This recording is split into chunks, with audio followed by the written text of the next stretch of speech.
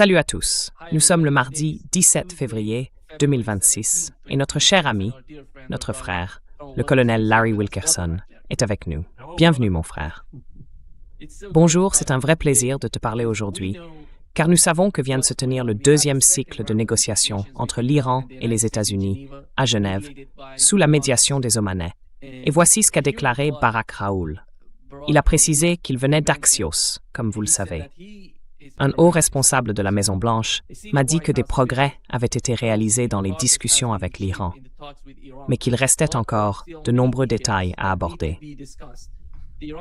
Les Iraniens ont indiqué qu'ils reviendraient dans les 2 prochaines semaines avec des propositions détaillées pour combler certaines des lacunes restantes entre nos positions. J'ai entendu la même chose du côté iranien, et nous en avons déjà parlé. Il y a cette escalade en cours dans la région. We talked about it before. We have the escalation happening in the region. And today, Et aujourd'hui, le dirigeant iranien s'est adressé au peuple iranien. Il a dit 2 choses principales qui ont été publiées sur son compte Twitter. Il a déclaré que les Américains ne cessent de dire qu'ils ont envoyé un navire de guerre en direction de l'Iran. Bien sûr, un navire de guerre est un équipement militaire dangereux.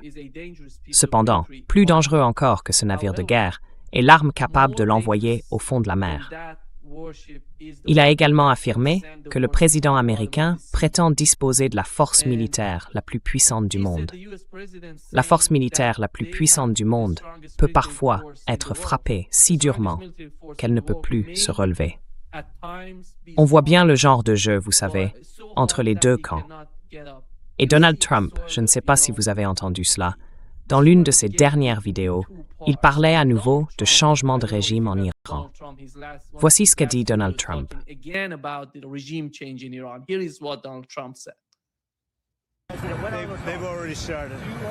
Ils ont déjà commencé. Eh bien, il semble que ce serait la meilleure chose qui puisse arriver. Depuis 47 ans, ils ne font que parler, parler et encore parler. Pendant ce temps, nous avons perdu beaucoup de vies pendant qu'ils parlent.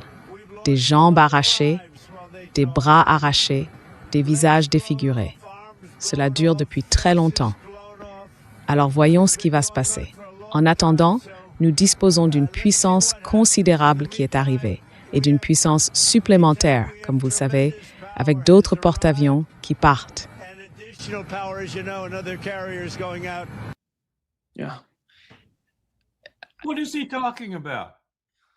Oui, de quoi parle-t-il? De quoi diable parle-t-il? Il devient de plus en plus difficile de savoir de quoi il parle, Nima, quel que soit le sujet. Mais de quoi parle-t-il? De jambes et de bras arrachés. Les jambes et les bras étaient arrachés par l'armée des États-Unis en Irak et en Afghanistan, et dans une certaine mesure en Syrie et dans d'autres endroits de la région. Les jambes qui étaient arrachées appartenaient aux 400 000 morts en Irak et aux 5 millions d'autres personnes déplacées à l'intérieur ou à l'extérieur du pays à cause de la guerre que nous avons déclenchée en Irak. Une guerre de choix, pas une guerre imposée. De quoi parle-t-il? Explique-moi, s'il te plaît, de quoi il parle. À qui appartiennent les bras et les jambes qui sont arrachés? Et quel Iranien a récemment arraché la jambe de quelqu'un portant un autocollant des États-Unis?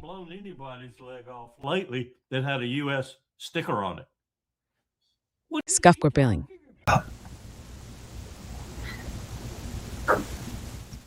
But do you feel, Larry, Mais penses-tu, Larry, que nous savons qu'il y a beaucoup d'armes envoyées au Moyen-Orient? On dirait qu'un tiers de la puissance de la marine se trouve au Moyen-Orient.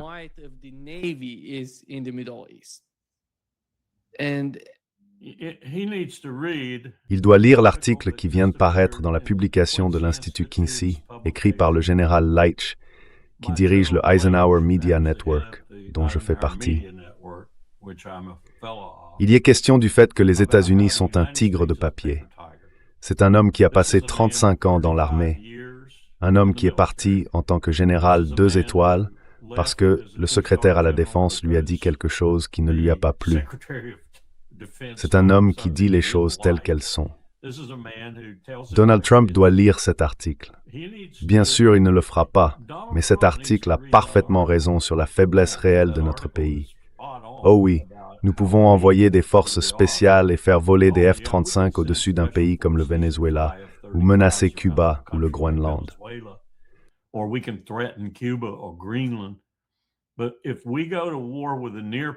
Mais si nous entrons en guerre avec une puissance quasi égale ou une puissance égale, nous serons complètement détruits. Et je ne suis pas si sûr qu'avec le soutien de la Russie et de la Chine, selon ce que ce soutien s'avérera réellement être, nous ne placions pas l'Iran au rang de puissance quasi égale. Certainement, s'ils étaient pleinement soutenus par la Russie et la Chine, ils seraient à ce niveau, voire légèrement au-dessus. Nous allons avoir une vraie surprise. Une vraie surprise. Le dilemme Nima dans mon esprit, et j'ai regardé Netanyahou hier 3 ou 4 fois, je l'ai vu mentir. Je l'ai vu traiter les Iraniens de menteurs. Et puis j'ai repensé à c'était quoi 1995 quand il a dit « Dans 3 ans, ils auront une bombe ».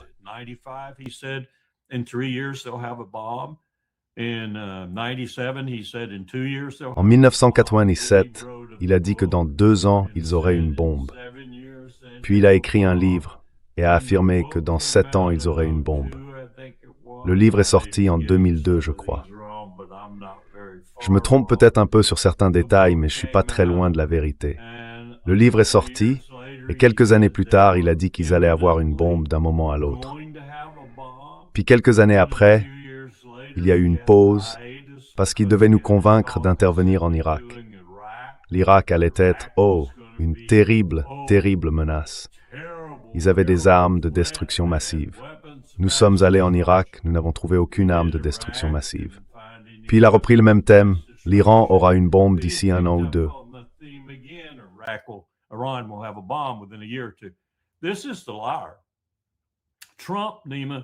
Voici le menteur. Trump, Nima, est pris entre le marteau et l'enclume. Le marteau, c'est Myriam Adelson et d'autres comme elle, avec des milliards de dollars en argent politique et une emprise sur le Congrès américain. Et l'enclume, c'est Bibi Netanyahou, un menteur, un maniaque génocidaire. Et l'Iran. Trump ne veut pas de guerre avec l'Iran. Je suis convaincu qu'il ne veut pas de guerre avec l'Iran. Il suffit de lire au-delà de certaines de ses déclarations les plus dramatiques et draconiennes, même celle-là. Il ne veut pas de guerre avec l'Iran. Mais il y a l'autre camp qui va l'y entraîner.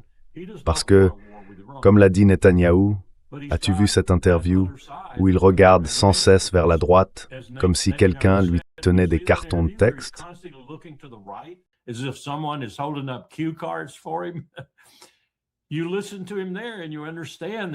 Tu l'écoutes parler et tu comprends que Trump est piégé.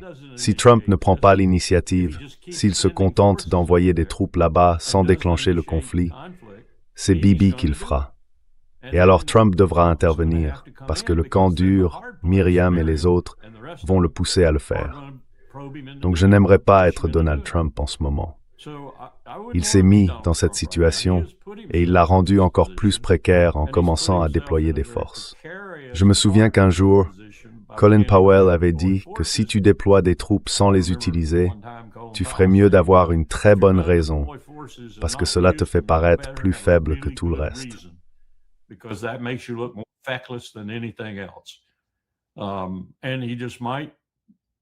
Et il pourrait bien en arriver à cette position où il est soit inefficace, stupide et ignorant, sans avoir accompli quoi que ce soit, ou pire. Je préférerais encore cela à l'alternative, qu'il nous entraîne dans une guerre, ou que Bibi nous y entraîne.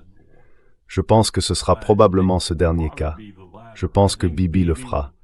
Nous allons aller jusqu'à l'impasse que nous atteindrons, ou jusqu'au moment où Trump décidera d'agir. Et soit Bibi se rendra compte que Trump ne le suivra pas et ira de lui-même en l'entraînant, soit Trump acceptera d'y aller avec lui. Je ne pense pas que nous puissions nous en sortir maintenant. Je pense que nous sommes dedans.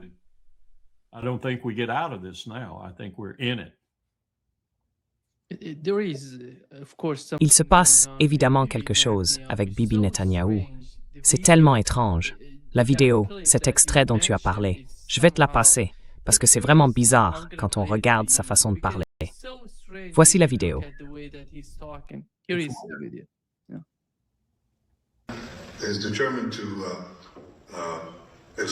Il est déterminé à épuiser toutes les possibilités d'aboutir à un accord qu'il estime réalisable en raison des circonstances créées, la démonstration de force et le fait que, comme il le dit, l'Iran doit bien comprendre qu'il a manqué sa chance la dernière fois.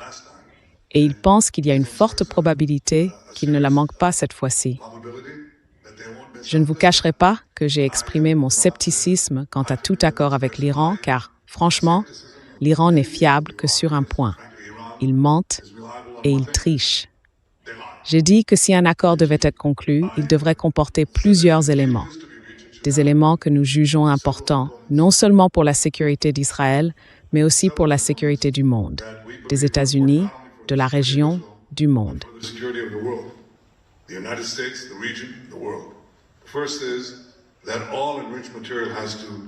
La première condition est que tout le matériel enrichi doit quitter l'Iran. La deuxième est qu'il ne doit y avoir aucune capacité d'enrichissement. Non seulement arrêter le processus d'enrichissement, mais aussi démanteler les équipements et l'infrastructure qui permettent d'enrichir à la base. La troisième consiste à traiter la question des missiles balistiques. Et la quatrième est de stopper et de démanteler l'axe de la terreur que l'Iran a construit. Il a été brisé, mais il existe encore.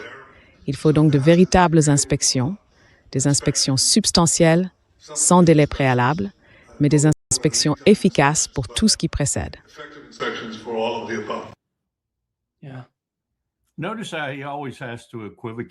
Oui. Remarquez comme il doit toujours tergiverser.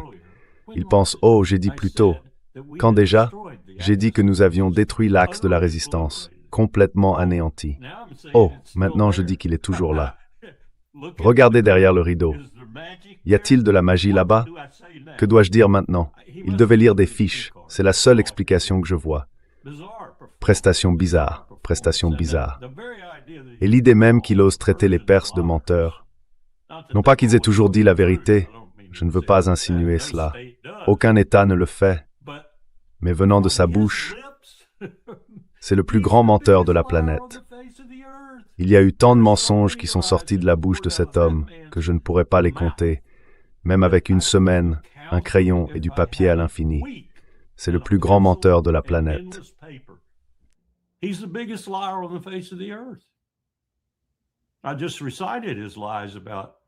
Je viens de réciter ses mensonges sur la prétendue proximité de l'Iran avec l'acquisition d'une arme nucléaire. Ça a dû le sidérer quand notre communauté du renseignement, 17 agences à l'époque, a toutes convenu que l'Iran n'avait pas pris la décision de construire une bombe. Je veux dire, il a dû être furieux. Il est probablement allé voir le Mossad en disant « Vous n'avez pas assez contaminé ces gars, ni les filles d'ailleurs. Allez-y et contaminez-les, parce que nous avons dit la vérité. » Pour une fois dans notre vie, je pense, nous avons dit la vérité sur une question clé dans le monde du renseignement. Une question sur laquelle nous avions en fait de très bonnes données. Et nous avons dit la vérité, l'Iran n'avait pas pris la décision de construire une bombe. Pendant ce temps, lui, il était assis là, à Tel Aviv et à Jérusalem, à pontifier depuis 20 fichues années que l'Iran aurait une bombe dans une semaine ou deux.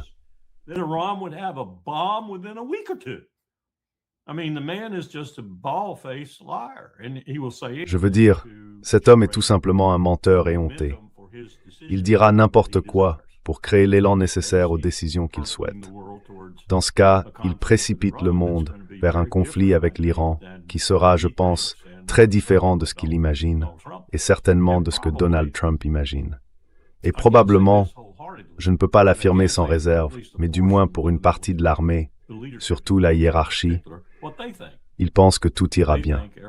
Je pense que le commentaire de l'ayatollah, c'était bien l'ayatollah que vous avez diffusé, n'est-ce pas, sur les navires qui finiraient au fond de la mer, pourrait bien se réaliser.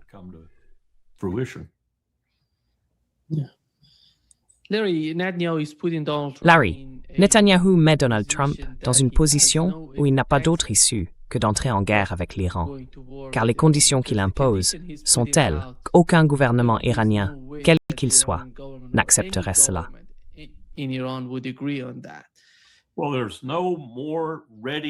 bien, il n'y a pas de moyen plus rapide de provoquer un conflit que de commencer à parler avec l'ennemi ou les ennemis potentiels dans ce conflit et de voir tout le monde avancer des objectifs impossibles, à moins que ce ne soit réellement utilisé comme une tactique de négociation. Avant cela, je pensais que c'était la principale tactique de négociation de Trump. Je ne pensais pas qu'il en connaissait d'autres. Vous menacez l'autre camp, si l'on peut dire, l'autre côté de la table, puis vous revenez en adoucissant un peu le ton. Cela semblait être la seule tactique de négociation que Trump connaissait. Et en parlant avec des New-Yorkais, ils me l'ont plus ou moins confirmé à propos des affaires immobilières et d'autres choses. C'était en quelque sorte la manière dont Trump fonctionnait. Mais ici, il s'est enfermé dans une impasse.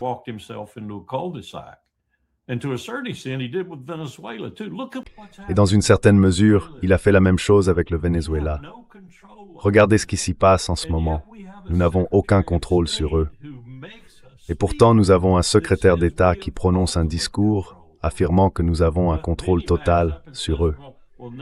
Mais ensuite, il se ravise et dit « Eh bien non, nous n'avons pas vraiment le contrôle sur eux, mais ils ne peuvent rien faire qui, au final, ne s'aligne pas sur nos souhaits, nos désirs. Donc, nous avons le contrôle sur eux. Ah bon, vraiment? Alors pourquoi ne pas installer Machado? Eh bien, nous n'allons pas installer Machado parce que, elle ne serait pas bonne. Comment le savez-vous? Elle a gagné l'élection. Ah, elle l'a gagnée? Ah, d'accord. D'accord. Ils sont complètement incohérents à propos du Venezuela. Ils n'ont pas le moindre contrôle, sauf sur ce qu'ils peuvent jeter au visage du Venezuela pour lui nuire immédiatement.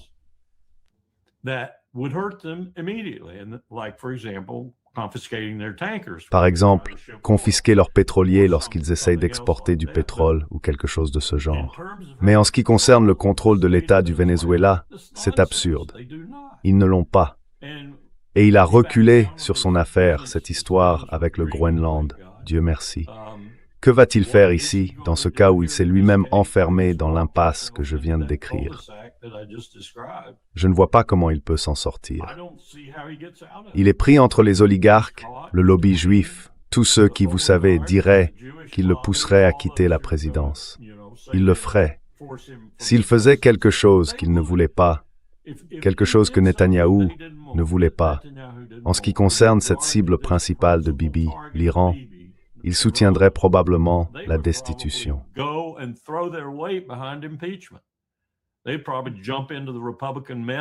Il se jetterait probablement dans le chaos républicain et créerait assez d'élan pour une destitution.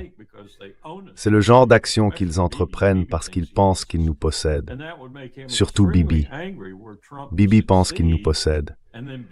Et cela le rendrait extrêmement en colère si Trump réussissait et que Bibi devait ensuite s'en charger.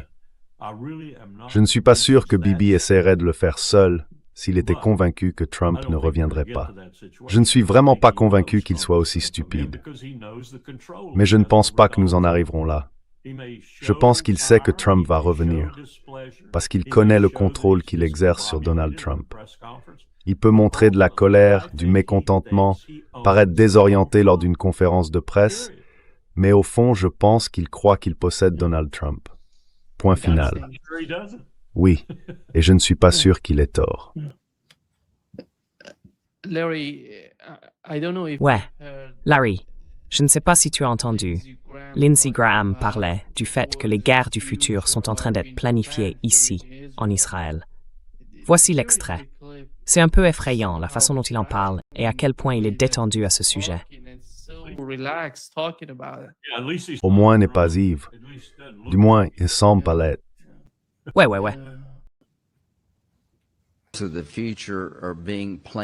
Ainsi, les guerres de l'avenir se préparent ici en Israël, car si l'on n'a pas une longueur d'avance sur l'ennemi, on en paie le prix.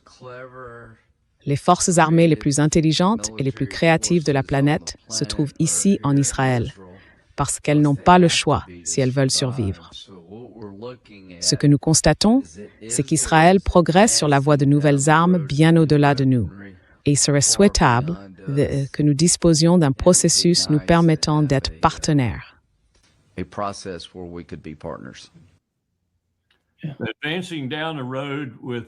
En avançant sur la route avec une armée qui, Nima, je déteste dire ça parce que j'en ai connu certains et j'ai travaillé avec certains d'entre eux, mais je dois dire que les FDI aujourd'hui, et l'une des raisons pour lesquelles leurs niveaux de stress post-traumatique sont en forte hausse, leur taux de suicide aussi, c'est simplement ceci. Ce sont plus des soldats, ce sont des meurtriers. Ils n'ont pas participé à une guerre, un conflit, un engagement, une campagne, quoi que ce soit, depuis 20 ans, sans être écrasamment plus puissants que les femmes et les enfants qu'ils tuent. Peut-être une ou deux fois quand ils sont descendus dans les tunnels, mais dans la plupart des cas, d'après ce que je comprends, ils mettaient des prisonniers palestiniens devant eux, ou bien un autre otage, pour s'assurer que ce soit eux qui se fassent tirer dessus en premier.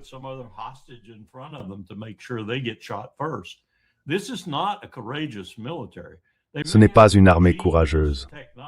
Ils ont peut-être une base technologique de génie, mais la plupart de ces avancées, ils nous les ont volées d'une manière ou d'une autre au cours des 20 ou 25 dernières années. Je ne suis donc pas de ceux qui adhèrent à cette idée de supériorité israélienne. Certainement pas sur le plan militaire. Ils n'ont affronté personne d'important, à part des femmes, des enfants et des guérillas armés de Kalachnikov, depuis plus de 20 ans. Et dire cela, Lindsay se trompe complètement. Il est totalement à côté de la plaque. Mais Lindsay se trompe sur à peu près tout ce qu'il dit ces derniers temps, même quand il est sobre. C'est un désastre en tant que sénateur, en tant que porte-parole et praticien de la politique étrangère des États-Unis, de l'Empire. C'est un désastre, lui aussi.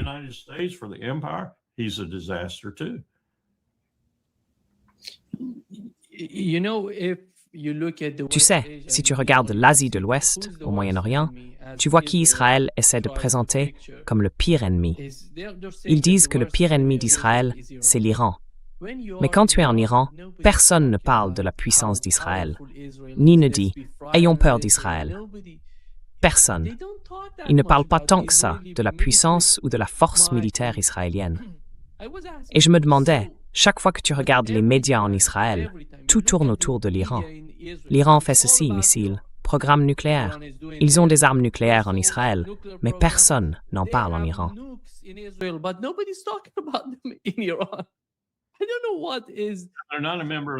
Je ne sais pas ce que c'est. Ils ne sont pas membres du traité de non-prolifération comme l'est l'Iran. Donc ce sont des hors-la-loi.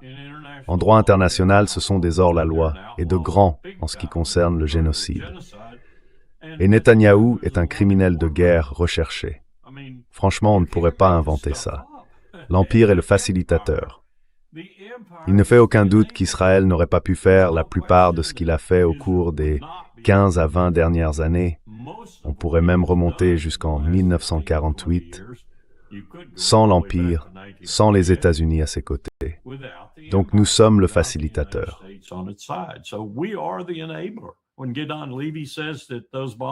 Quand Gideon Levy dit que ces bombes qui tombent de ces pylônes sur ces F-16 et qui tuent ces bébés et ces femmes là-bas sont des bombes américaines, et que nous sommes tout aussi complices que les FDI, il a parfaitement raison.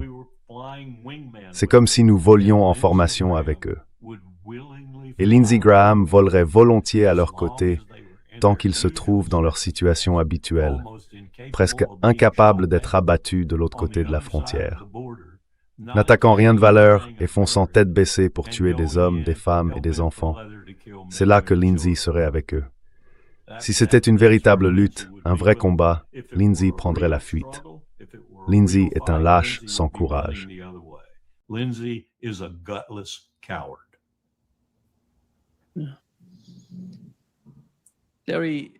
Larry, est-ce que tu vois les négociations? Parce qu'aujourd'hui, les discussions ont été assez courtes, peut-être 1 heure, 1 heure et demie. Qu'est-ce que cela indique à ton avis?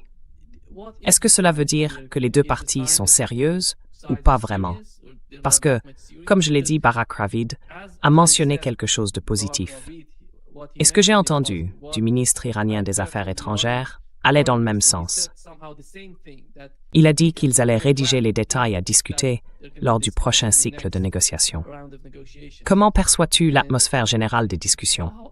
how do you see the whole atmosphere with the talks, with the negotiations? Well, remember what we had happen before. Eh bien, souviens-toi de ce qui s'est passé auparavant et ne néglige pas complètement cet aspect. Nous pourrions utiliser les négociations comme un déguisement, si tu veux, pour tenter d'obtenir un effet de surprise tactique. Il est assez difficile d'obtenir une surprise stratégique ou opérationnelle en ce moment, car nous avons déjà rassemblé les forces et d'autres sont en route. Mais une surprise tactique serait un avantage, et cela pourrait créer un environnement où l'on pourrait réellement y parvenir. Autrement dit, les Iraniens pourraient être amenés à penser que c'est encore dans une semaine ou deux, et puis cela se produirait cette nuit-là ou ce matin-là. Cela pourrait en faire partie.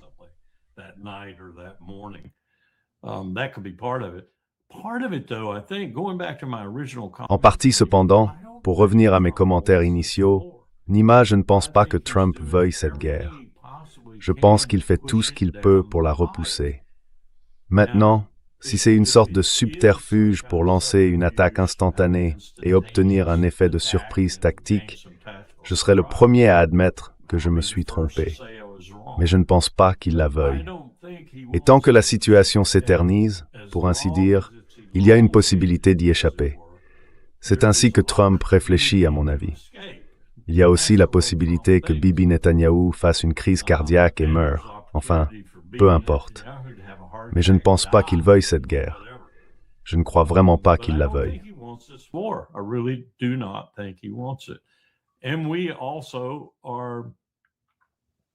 Et nous avons aussi vu notre capacité à faire ce que nous disons, ou l'image que nous renvoyons en affirmant que nous allons le faire, diminuer considérablement depuis le Venezuela.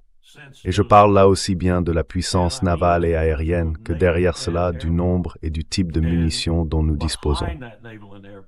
Il se peut donc qu'ils mettent également pas mal de temps à s'assurer que tous les stocks nécessaires aux actions qu'ils vont entreprendre sont effectivement disponibles. Et s'ils ne le sont pas, à les obtenir pour équilibrer les réserves, pour ainsi dire. Je ne sais pas. Mais ce que nous faisons est vraiment étrange, à moins que je ne l'attribue à un véritable effort diplomatique.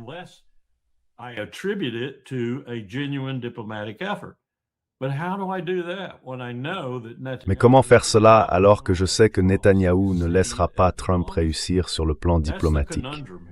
C'est tout le dilemme ici. On voit Trump agir comme si, et peut-être qu'il ne fait que semblant, il voulait que la diplomatie réussisse.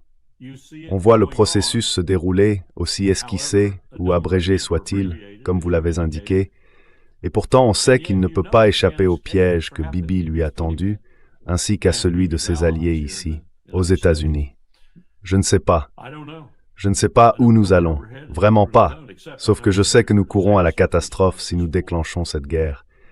Et la région court aussi à la catastrophe, surtout si ce que j'entends au sujet de la Russie et de la Chine est exact quant à leur volonté de participer au bout du compte.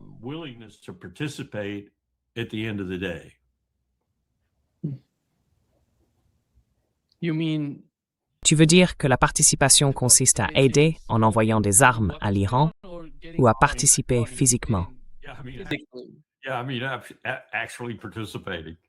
Oui, je veux dire participer réellement. Cela commencerait probablement comme ils l'ont fait au Vietnam, comme ils l'ont fait en Corée, et comme les Chinois l'ont fait dans une certaine mesure. Ils commencent par piloter des avions, gérer des systèmes de missiles, assurer la défense aérienne, ce genre de choses. Si tu écoutes Hegseth et Trump parler, ils disent qu'il n'y aura pas de délai. Qu'en 48 heures, l'Iran sera à genoux, suppliant pour que les bombes cessent. Je ne pense pas que ça va se passer ainsi. Je ne pense vraiment pas que ça va se passer ainsi.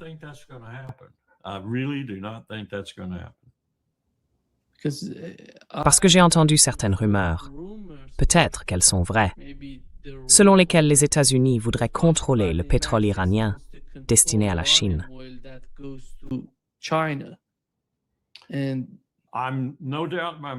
Je n'ai aucun doute dans mon esprit que, tout comme le suggère la nouvelle stratégie de sécurité nationale, il y a des gens derrière cette administration. Je ne pense pas une seconde que Trump soit aussi intelligent. Mais il y a des personnes derrière l'administration dont la cible ultime est la Chine. Ils éliminent les éléments, pour ainsi dire, avant d'en arriver à la Chine, en comprenant que, lorsqu'ils le feront, s'ils n'ont pas déjà neutralisé une grande partie de ces éléments, ils vont se faire durement malmener. À mon avis, ils vont de toute façon se faire malmener, mais il est au moins logique de préparer le champ de bataille, si l'on peut dire, en éliminant certaines choses dont la Chine pourrait tirer sa force ou dont elle pourrait tirer sa force au départ. Je pense que c'est de cela qu'il s'agit avec la Russie, vraiment.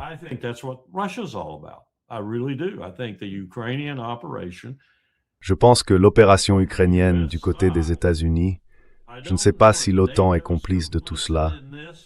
Je ne crois pas que nous ayons jamais avoué à la direction de l'OTAN à Bruxelles que c'était là notre véritable stratégie.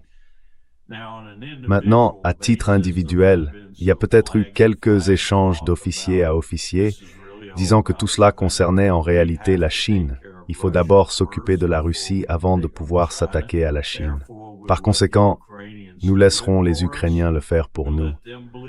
Nous les laissons saigner et mourir tout en affaiblissant considérablement la Russie, peut-être même en provoquant la chute de Poutine. Cela rendra la voie vers la Chine plus facile. Je n'ai aucun doute qu'ils pensent probablement que, s'ils parvenaient à faire cela avec la Russie, ils obtiendraient une certaine forme de contrôle sur les actifs pétroliers russes. Il y a donc des gens qui raisonnent ainsi, qu'ils portent l'uniforme ou des vêtements civils. Parce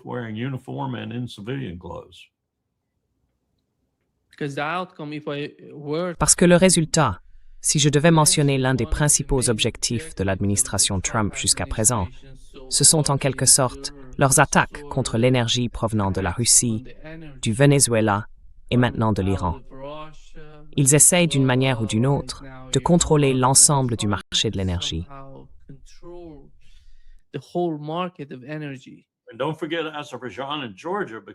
Et n'oubliez pas l'Azerbaïdjan et la Géorgie, car cette moitié de la mer repose sur suffisamment de pétrole pour alimenter l'Asie centrale pendant 100 ans. Vous avez raison, les points sont bien huilés, si l'on peut dire. Tout tourne autour du pétrole et du gaz. Je repense à ce moment où je suis monté à New York, où je suis entré dans le siège d'ExxonMobil et où j'ai vu des pipelines en construction, des pipelines en fonctionnement et d'autres en projet. Je me suis tourné vers les personnes qui me faisaient visiter et j'ai dit, voilà l'avenir de la guerre. Oh oui, oh oui.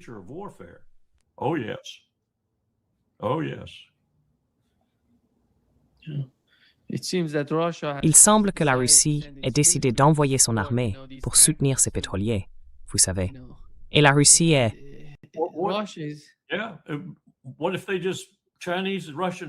Oui, et si par exemple, ils avaient simplement des escortes chinoises et russes à travers le détroit.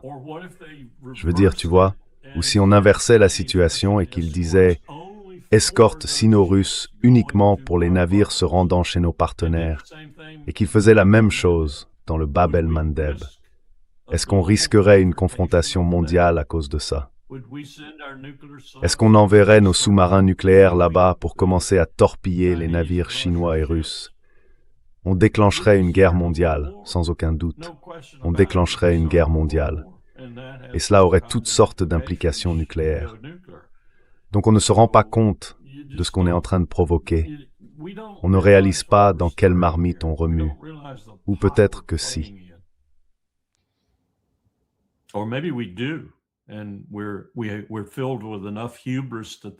Et nous sommes assez imbus de nous-mêmes pour croire que nous pouvons remuer cette marmite et en sortir vainqueurs. C'est ça, la partie la plus effrayante. Dans l'article du général Leach, celui dont je parlais tout à l'heure, il souligne à juste titre que les Américains n'ont pas connu la guerre depuis 1865. Nous ne l'avons pas connue, pas vraiment. Tout s'est passé à l'étranger. Je veux dire, vous savez, les Japonais ont envoyé quelques ballons dans le nord-ouest du Pacifique avec des bombes incendiaires, et les Allemands ont tenté quelques actions sur la côte Est. Nous n'avons pas, dans ce pays où je vis, connu la guerre de près, sur le pas de notre porte depuis 1865. Ce sera un tel choc pour le peuple américain que je prédis que nous nous effondrerons. that I predict personally will fall apart.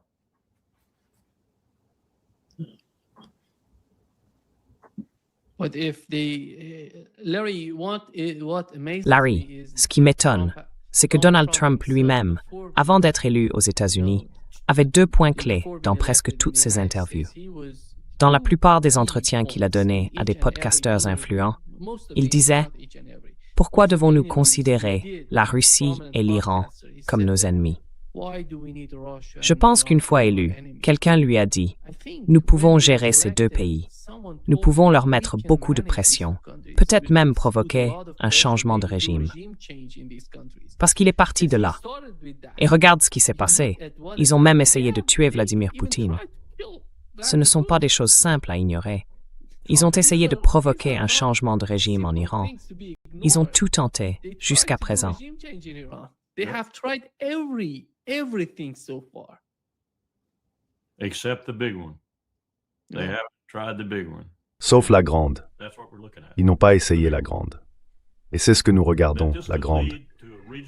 Le fait que cela puisse mener à un conflit régional puis mondial est un signal rouge écarlate qui clignote en plein visage, au point que je n'arrive pas à croire que quelqu'un dans l'administration, même dans cette administration sans cervelle, avec ses Bundy, ses Patel, ses Bison, ses Hagsett et ses Rubio, je n'arrive pas à croire qu'aucun d'entre eux ne voit le potentiel que cela devienne complètement incontrôlable. For this getting completely out of hand.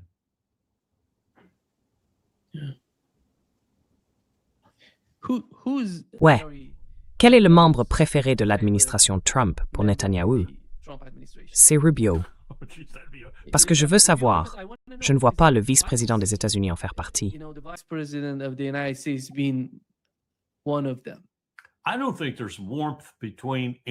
Je ne pense pas qu'il y ait la moindre chaleur entre les responsables de l'administration et Bibi Netanyahou. Je pense qu'il y a de la chaleur, une chaleur véritable, du genre qui naît de l'ivresse et de l'arrogance de Netanyahou, entre lui et Lindsey Graham. Je pense qu'il y a de la chaleur là. Je pense qu'il y a un certain degré de chaleur avec l'ambassadeur que nous avons à Jérusalem. Et Bibi doit aussi savoir avec qui, Mike Huckabee. Oui, mais pas beaucoup d'autres personnes. Bibi n'est pas quelqu'un avec qui on se rapproche et qu'on enlace. Je veux dire, ça ne se fait tout simplement pas.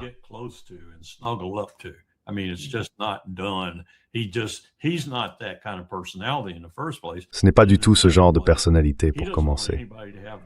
Et ensuite, il ne veut pas que qui que ce soit ait ce genre d'emprise sur lui.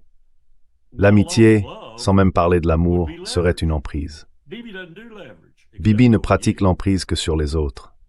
C'est ce qui rendait cette conversation si étrange, le voir regarder vers les coulisses comme si Bibi Netanyahou avait besoin d'aide. Bibi Netanyahou n'a jamais besoin d'aide. Il ment simplement s'il se retrouve dans une situation où les faits ne sont pas à portée de main. Il ment, tout simplement.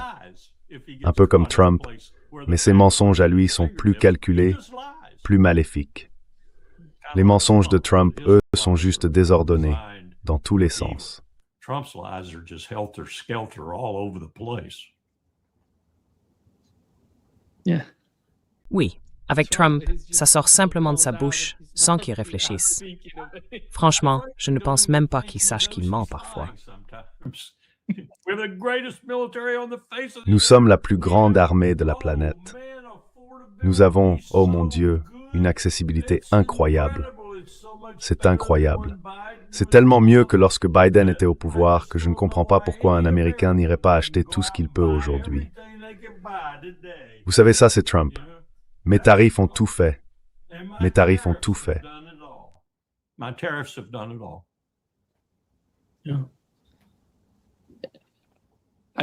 Larry, la situation de l'immigration en Israël. Récemment, j'ai écouté un podcast et le sujet a également été abordé dans les médias. Un avocat israélien spécialisé en immigration a déclaré dans un podcast DLTV, un podcast israélien, que, pour la première fois depuis plus de 20 ans, davantage de colons quittent Israël qu'il n'en arrive, ce qui entraîne un flux net annuel sortant d'environ 20 000 personnes.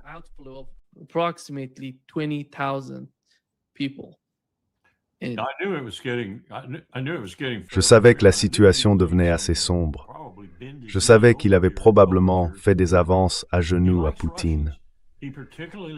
Il aime les Russes, surtout parce qu'ils lui ont fourni certains des meilleurs volontaires pour ses unités de réserve et pour le service actif. Et il compte parmi les personnes les plus déterminées à prendre des terres aux autres. Alors il veut plus de Russes. Il ne veut pas d'Allemands, il ne veut pas d'Anglais, il ne veut pas d'Africains, il veut des Russes. Et il a fait des avances en ce sens à Moscou. Mais oui, j'ai entendu dire qu'il avait perdu 2 millions de citoyens juifs d'Israël et qu'il le cache.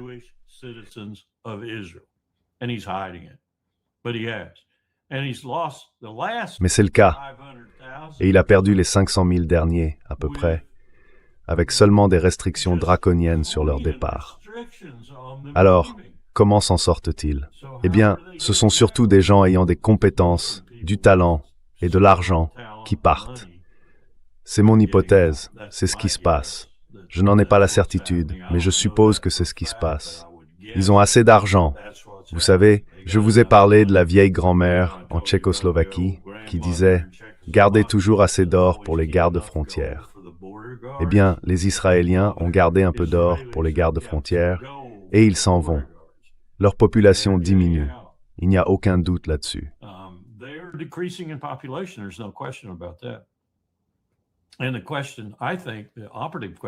Et la question, je pense que la vraie question est, reviendrait-il si tout était figé maintenant? Si l'on disait, d'accord, des traités de paix avec tout le monde, nous n'allons pas faire la guerre à l'Iran et le Liban, vous pouvez vivre votre vie, reviendrait-il?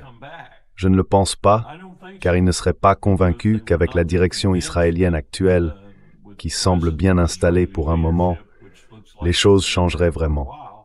J'entends sans cesse dire que même si Netanyahou est battu aux prochaines élections, vous n'aimerez pas ce qu'il battra. Alors pourquoi voudriez-vous rester? C'est censé être un refuge sûr pour les Juifs. Pourquoi voudriez-vous rester?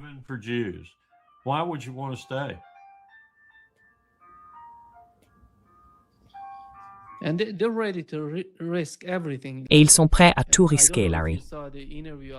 Je ne sais pas si tu as vu l'interview que j'ai faite avec le professeur Ted Postol.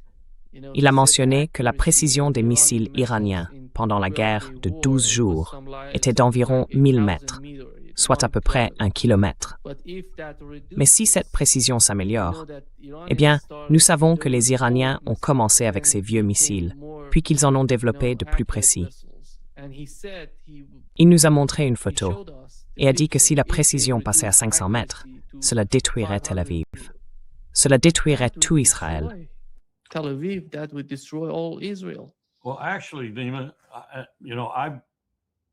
Eh bien, en fait, Nima, tu sais, je ne suis pas un expert en technologie des missiles, mais je sais ce que signifie l'erreur circulaire probable. Et je sais ce que ça veut dire d'être précis à cet égard, en particulier avec des ogives nucléaires. J'ai entendu dire que certains des missiles qu'ils possèdent aujourd'hui ont une ECP de moins de 3 mètres. C'est équivalent à nos meilleures ogives nucléaires dans bien des cas.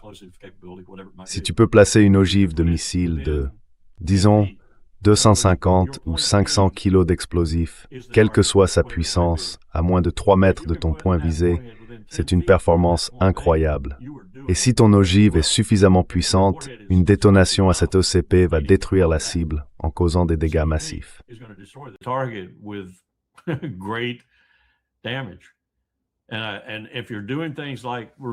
Et si vous faites des choses comme ça, souvenez-vous, ils en avaient un qui traversait tout le bâtiment jusqu'au sous-sol. Il était clair qu'ils savaient que dans le sous-sol de cette structure civile, je crois que c'était un hôtel ou quelque chose de ce genre, ou peut-être un immeuble de bureaux, il y avait une installation de renseignement israélienne.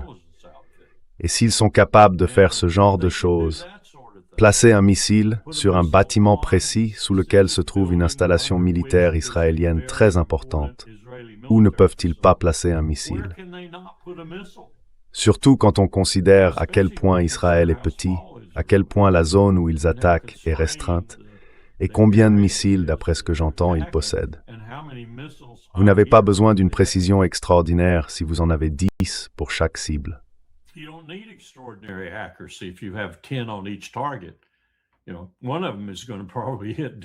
Vous savez, l'un d'eux va probablement frapper en plein dans le mille ou pas loin. Mais si vous avez 10 missiles avec un écart circulaire probable de 3 mètres, ou même de 10 mètres, vous vous en sortez plutôt bien, surtout si votre cible, comme c'est souvent le cas, est une cible de zone. Vous savez, comme un aérodrome, ou un ensemble d'avions sur un aérodrome, ou un dépôt de chars, peu importe. Si vous avez un large éventail de cibles, vous vous en sortez bien, et votre espace est déjà limité à la base. En revanche, prenons l'exemple de l'Iran. Combien de missiles faudrait-il, avec un écart de 10 mètres ou même de 3 mètres, pour atteindre des cibles en Iran, alors que ces cibles sont si dispersées et que l'Iran est un territoire aussi vaste à viser? Combien d'Israël pourrait-on faire tenir à l'intérieur de l'Iran? Probablement une centaine, 150? Je ne sais pas. Je n'ai pas fait le calcul. En 1000 carrés, en 1000 carrés.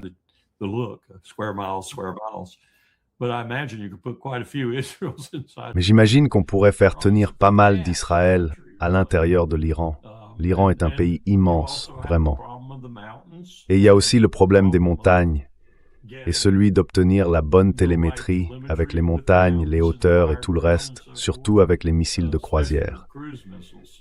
Israël est assez, vous savez, à un moment on m'a dit que c'était la raison des hauteurs du Golan.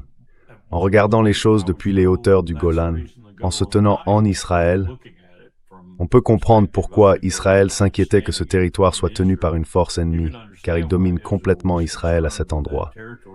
Et si vous étiez Israël, vous voudriez avoir cette position dominante. Je peux comprendre cela d'un point de vue militaire. Cela ne veut pas dire qu'il faut violer le droit international pour l'obtenir, mais je comprends leurs préoccupations.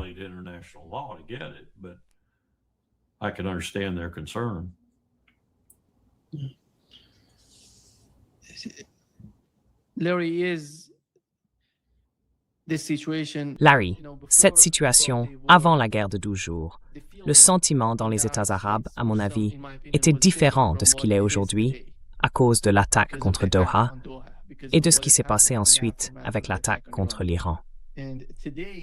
Alors aujourd'hui, comment Israël perçoit-il la région? Parce qu'avant que toute cette folie ne commence, avant le 7 octobre, Israël suivait une voie menant à l'amélioration ou à l'établissement de meilleures relations avec les États arabes, une sorte d'accord avec eux, ainsi qu'avec la Turquie. Aujourd'hui, la situation a complètement changé et on ne voit plus rien de tel.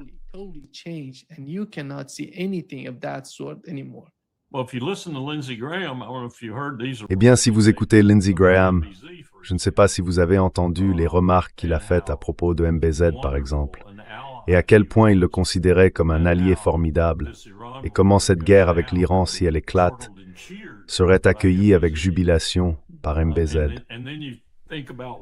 Et puis quand on pense à ce qui se passe en ce moment entre Riyad et les Émirats arabes unis, et à ce que les Houthis vont faire s'ils s'en mêlent, il est vraiment difficile de dire où chacun se positionnera, à part peut-être Oman, qui sera toujours là pour offrir ses bons offices diplomatiques comme ils le font actuellement.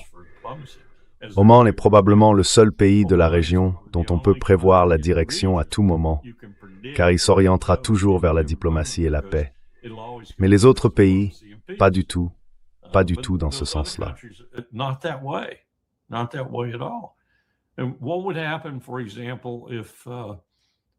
Et que se passerait-il, par exemple, si, eh bien, je m'y attends tout à fait, si nous avons raison, et j'ai toujours spéculé à ce sujet, je ne sais pas à quel point Téhéran est proche d'Al-Ansar, les Houthis.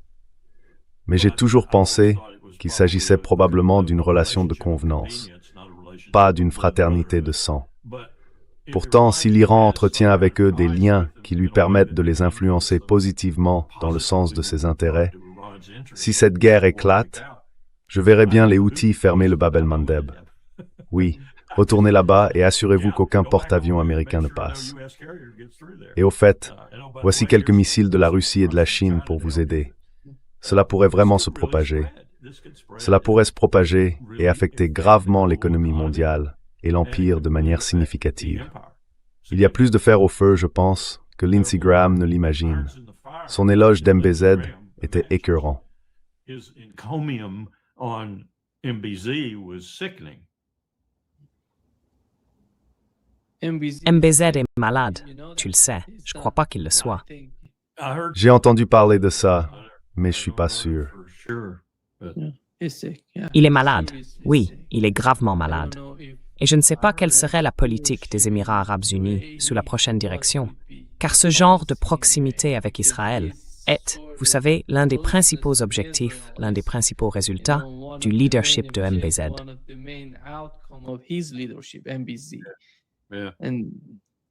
yeah, it's both Mohammed bin Oui. Salman and Mohammed Ben Salman et MBZ sont tous deux des personnages curieux à bien des égards. Salman took over Depuis que Salman a pris la tête du ministère de la Défense, je l'observe attentivement. Vous savez, toute cette affaire de la guerre contre le Yémen, au début, c'était pour lui une façon de mettre à l'épreuve ses compétences de ministre de la Défense, autant que toute autre chose. Et il s'est retrouvé entraîné dans quelque chose dont il n'aurait jamais imaginé ne plus pouvoir sortir, et qui d'ailleurs se poursuit probablement encore aujourd'hui sous une forme ou une autre. Donc, je ne suis pas convaincu de sa capacité à réfléchir avec acuité à tout moment. Il s'est beaucoup amélioré depuis, mais ces deux hommes restent, à mon avis, des inconnus, et très très riches, ce qui rend les choses particulièrement compliquées. Powell m'a dit un jour, je crois que je te l'ai déjà raconté, mais, tu sais, méfie-toi des Saoudiens. Ils iront toujours là où leurs intérêts sont les mieux servis, sans se soucier des allégeances, des alliances ou de quoi que ce soit d'autre. Ils iront toujours là où c'est le mieux pour eux. Et lui, tu sais, c'était le copain de Bandar Bush. He was Bandar Bush's bud.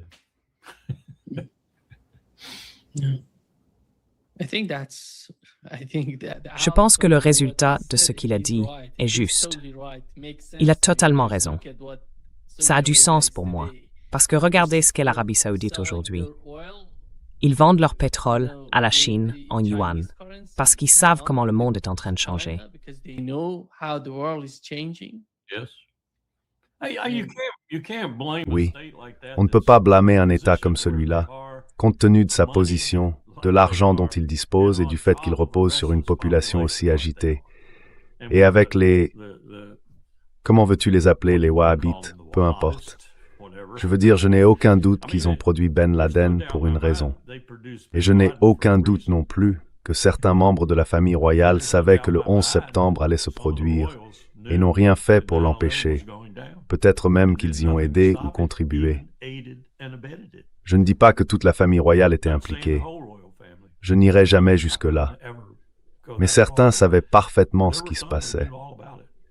Il y avait une raison pour laquelle Papa Bush, frère Bush, Bush II, entretenait la relation qu'ils avaient avec les Saoudiens. Et il y avait une raison pour laquelle, quand le 11 septembre est arrivé, les Saoudiens ont quitté les États-Unis plus vite que l'éclair. The Saudis beat feet out of the United States faster than greased lightning.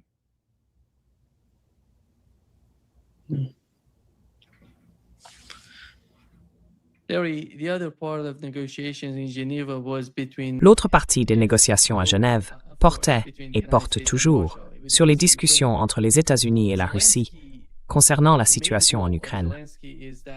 L'objectif principal de Zelensky est d'obtenir une sorte de cessez-le-feu afin de pouvoir organiser l'élection présidentielle en Ukraine. Mais nous savons que la partie russe ne va pas le lui accorder, car elle souhaite continuer à renforcer son armée. Je ne sais pas exactement ce qui se passe, ni comment il parvient à gérer cela, mais il semble croire que s'il obtient un cessez-le-feu, cela profiterait à long terme à l'Ukraine. Mais penses-tu, avec tout ce qui se passe en Ukraine, que Donald Trump commence enfin à avancer avec la Russie sur ce sujet? I think one, Je pense, premièrement, que la Russie n'accordera pas de cessez-le-feu. Point final. two, the reason Deuxièmement, la raison pour laquelle elle ne le fera pas, et je crois que c'est Lavrov qui l'a dit, bien que d'autres l'aient probablement dit aussi, est la même qu'elle invoque depuis le début. L'Ukraine profiterait d'un cessez-le-feu pour repositionner ses forces, se réarmer, se rééquiper, recruter de nouvelles personnes, peu importe. Elle gagnerait un répit. Et on ne veut pas accorder un répit à un pays que l'on a acculé au mur. Donc il n'y aura pas de cessez-le-feu, pas du point de vue de la Russie. Et je pense que nous voyons maintenant un Poutine qui a... Enfin, je sais que Lavrov et probablement d'autres aussi, peut-être même qu'ils en étaient convaincus plus tôt, et qu'ils ont maintenant fini par convaincre ces deux hommes, Lavrov et Poutine.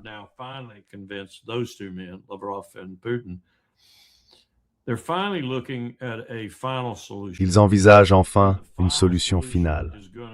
Et cette solution finale va se produire, quelle que soit la diplomatie. Ce n'est pas qu'ils vont arrêter la diplomatie, ce n'est pas si différent en réalité de ce qui se passe avec l'Iran.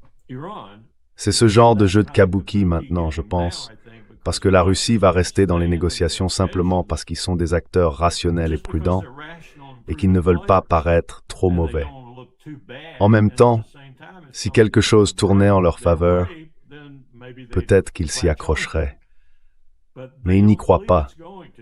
Leur plan maintenant est de détruire l'Ukraine. Et je ne veux pas dire qu'ils vont envahir Kiev ou faire avancer des chars sur l'autoroute ou quoi que ce soit de ce genre.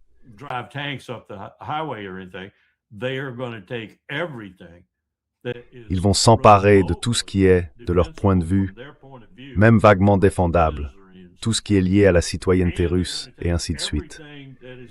Et ils vont prendre tout ce qui est, d'une manière ou d'une autre, lié à la viabilité future de l'Ukraine.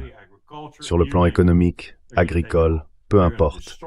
Ils vont tout prendre, ils le détruiront ou le prendront. L'armée ukrainienne fera partie intégrante de ce processus, complètement anéantie avant la fin. Il ne restera plus d'armée après la cessation des hostilités, et aucun territoire ayant le moindre lien avec un membre de l'OTAN n'appartiendra encore à l'Ukraine.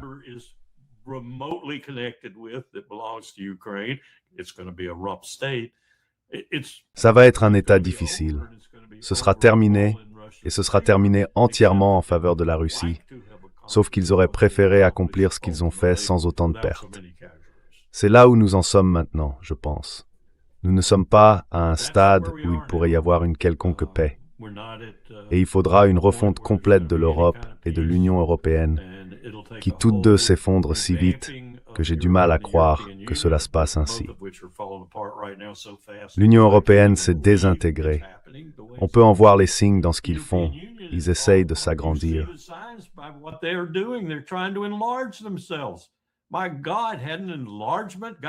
Mon Dieu, l'élargissement n'avait-il pas déjà conduit l'OTAN à un point d'abondance, ou d'excès, quel que soit le mot? L'élargissement de l'OTAN ne lui avait-il pas causé des dommages irréparables, à elle-même et à l'Europe, au point qu'on n'y comprend plus rien? Et voilà que l'Union européenne cherche à s'élargir à son tour, en commençant par la Bulgarie. C'est de la folie, purement et simplement. Les deux organisations n'en ont plus pour longtemps, ni l'Union européenne, ni l'OTAN. Et les dirigeants européens actuels n'en ont plus pour longtemps non plus. Quand les dirigeants changent, la question devient, et j'ai entendu Merz en parler d'ailleurs, la question devient, qui sortira l'Europe de ce marasme et comment?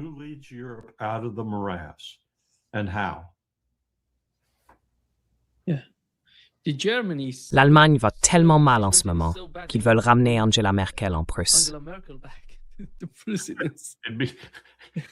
Ce serait probablement le cas. Enfin, je ne vais pas dire ça, parce qu'elle a contribué à la mise en place de Minsk. Mais elle a dit que Minsk était une mascarade.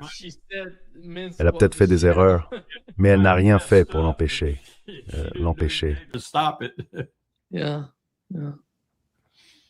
Oui, c'est incroyable ce qui se passe.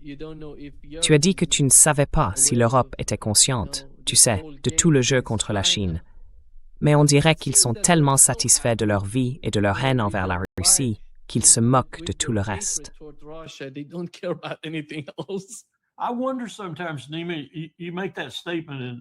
Je me demande parfois, Nima, tu fais cette remarque et cela éveille en moi une certaine curiosité.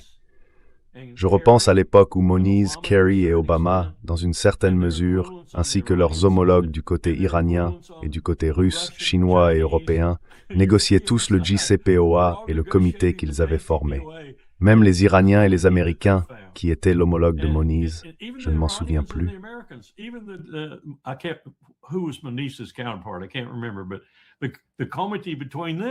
Mais la courtoisie entre eux, la véritable entente qui semblait exister et la diplomatie qui s'est produite, était une chose si rare en ce qui concerne les relations entre les États-Unis et l'Iran. Et d'ailleurs, en ce qui concerne les relations entre les États-Unis, l'Iran, l'Europe et la Chine. Et pourtant, cela s'est produit. Cela s'est produit, montrant que c'est possible. Comment sommes-nous passés de cela à la situation actuelle? C'est vraiment stupéfiant, à moins que l'on ne pense à des gens comme Lindsey Graham, Marco Rubio et d'autres qui s'activaient sur le terrain, pour ainsi dire, au Sénat, au Congrès et ailleurs, en se mettant en colère et en jurant qu'ils allaient changer cela.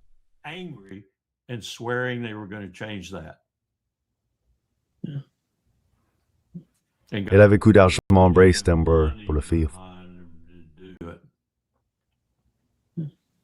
Sad. Triste, tellement triste. Ouais, C'est une courte période de temps, tu sais, It's still exactement. et ça s'inverse complètement. Ouais, exactly. Exactement. Même chose avec Cuba, un problème mineur comparé à l'Iran. Mais tout de même chose avec Cuba. J'étais à La Havane, nous assistions à des discours croisés, le rapprochement de Raúl Castro avec Obama et celui d'Obama avec Raúl Castro.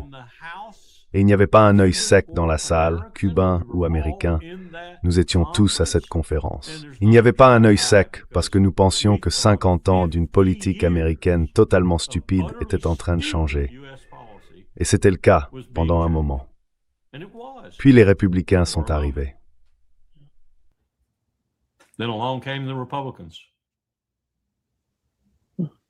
It's all, tout est parti. yeah. Ouais. Et maintenant, Cuba est en train de s'effondrer. Ouais.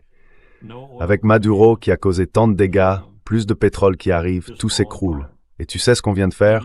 On vient d'envoyer 6 millions de dollars là-bas pour embaucher des gens afin que ça s'effondre encore plus vite, si tu peux le croire. De l'argent de la CIA.